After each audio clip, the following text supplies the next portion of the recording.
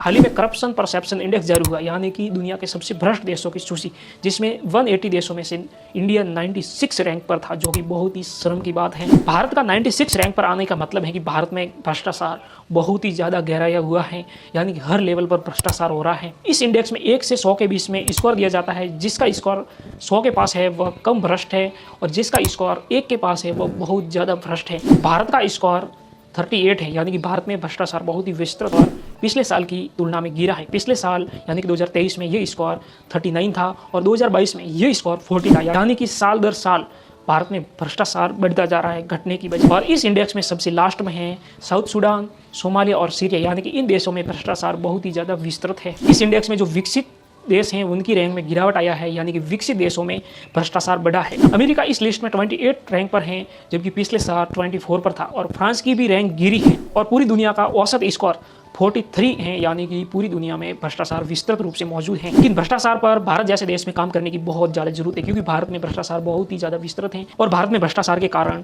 जो परेशानियां उठानी पड़ती हैं वो आम लोगों को उठानी पड़ती हैं। भ्रष्टाचार का शिकार तो आम ही लोग होते हैं, और इसका फायदा धनी लोग और सरकार में बैठे लोगों का होता है। Thank you.